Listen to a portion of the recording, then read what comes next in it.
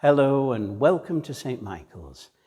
It's become clear this year that our life here at St. Michael's, and no doubt in your own parish churches as well, has been affected by our political leaders and governments. But it was always the case when ruling kings and emperors decided where you could build a church and how people should worship. We've been dealing with government regulations as best we can. We've seen our church closed, but our praise of God continued in our homes. We've had our singing stopped, but not the music. We've had restrictions, but they've not prevented us from still offering a sign of peace and receiving Holy Communion. We've had to cover our mouths, but our prayers have still been heard. People haven't been able to travel to Beaulieu from overseas, but the local congregation and the support from all of you have kept St. Michael's going. And we have the cleanest, most disinfected church, thanks to Fiona. We've adapted for now and have a strong hope that such restrictions will be lifted in the future. But it will depend on what our leaders and governments are like and as to what could happen next.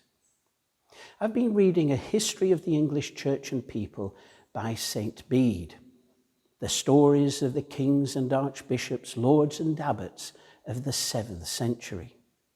He mentions a vision of an Irish holy man, St. Fursey, who sees what is destructive and dangerous to the world.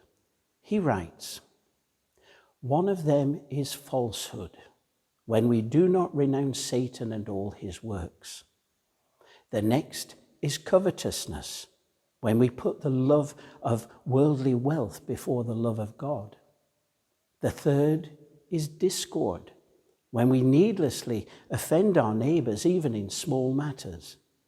The fourth is cruelty, when we think it no crime to rob and defraud the weak." Falsehood, covetousness, discord, and cruelty may ring a bell when we consider some of our world leaders.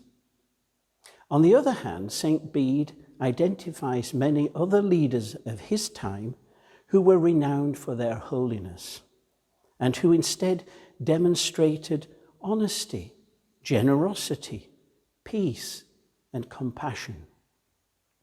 St. Paul wrote, "Let everyone be subject to the governing authorities."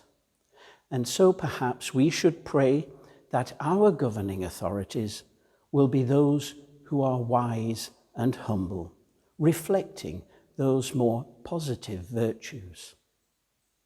Let's therefore remember the words of St. Paul to Timothy.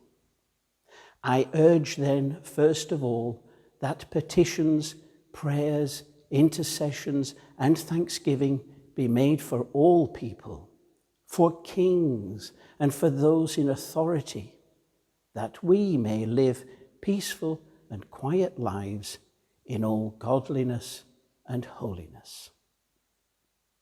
Until next time, stay safe and well. Hello, this is Tom Downs. We're missing you at St. Michael's. Stay safe and well, and come back to us when you can.